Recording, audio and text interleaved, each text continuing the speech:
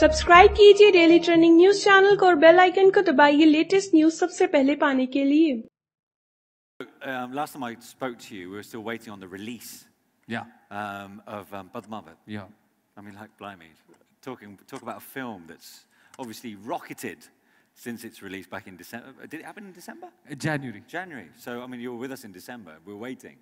So it's made you a very busy man since then. Yeah, it's breaking records all over the place. Yeah, it's doing something I had never imagined. It's one of those rare films that sort of encompasses everything: the critical acclaim, the commercial success, the love of the audience. And it seems to me, the way audiences have reacted to the film, that it's one of those films for the ages, you know. It's one that will be remembered, because those are the films you really want to be a part of. Yeah. You know, films come and films go, but the ones that really matter are the ones that are remembered after years. You know, you can watch it 10 years down the line, 15 years down the line, and still appreciate it. With the films that have that timeless quality, you know, those are the ones that you want most in your filmography. I'm very proud to say Padmaavat is seeming to me like it's going to be one of those. And many congratulations to you on that.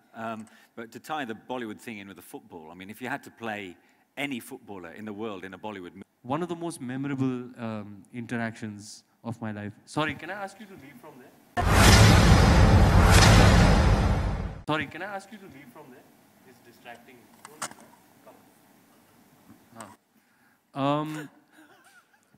It's all happening. Yeah. He's just like right behind Manish's head. I thought you were looking at me a bit funny, I'll be honest. Like my partner's case.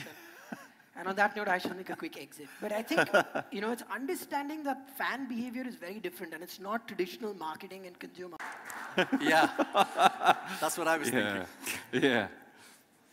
Good luck with that one. Akshay, I mean, like we've heard there in terms of how the Premier League's involved in terms of engaging the fans. And then at the Emirates, Kate was there, and I was with my best friend who actually initiated me. He is large part of the reason I became an Arsenal fan is because I used to watch with him, and he was already so passionate about the North London team. Yeah.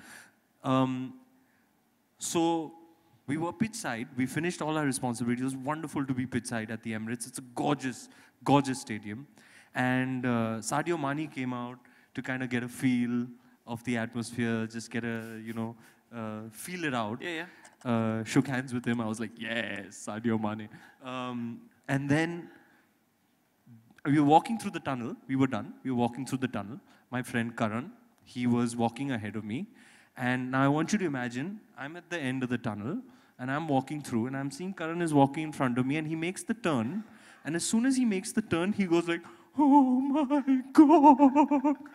So I was like, what's going on here? What's going on? What's going on? And he was bumbling, so he couldn't indicate or communicate to me in that state what he was trying to say.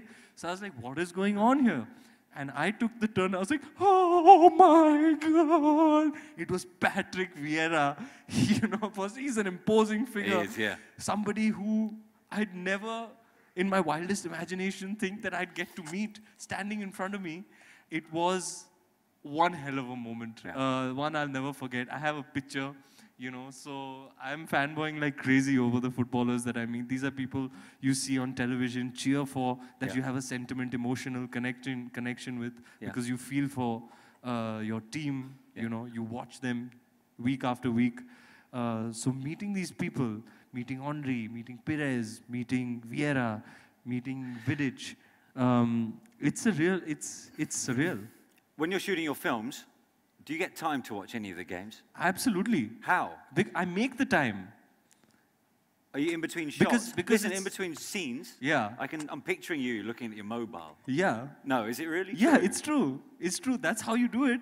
I don't know if I'm allowed to mention the app, but it's definitely on my phone, and it's my favorite app because it allows me to watch the live telecast of the matches. Yeah.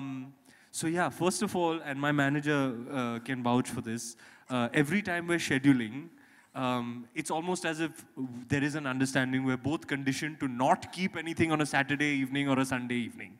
You know, that time is a little bit precious. Unless you're in your hideaway, where you get you're in some hideaway. Yeah, those 20 days are you know, you can't really focus on anything else. No friends, no family time, no nothing. That's really sacred time in the characterization process. But yeah, if I'm out about doing anything that I can't avoid the scheduling clash, sometimes matches are at 5 p.m., sometimes 8 p.m., and you're still at work. Then you'll see me with the mobile. They'll be like, "Sir, shot ready." I was like, "Yeah, I'm just touching my makeup up. Just be with you in a second. Just wait for the ball to go out of bounds. Okay, yeah, go give the shot. Come back. You're watching. You know, there's a certain atmosphere on the set, and sometimes." You know, something will happen. You must drive your director crazy. You'll just react with expletives, unmentionables. You'll be like, sorry, it's nothing. It's nothing. So yeah, it is. I have to catch that little window to kind of watch the matches. It's great that we have these apps. That way you don't miss out. Brilliant.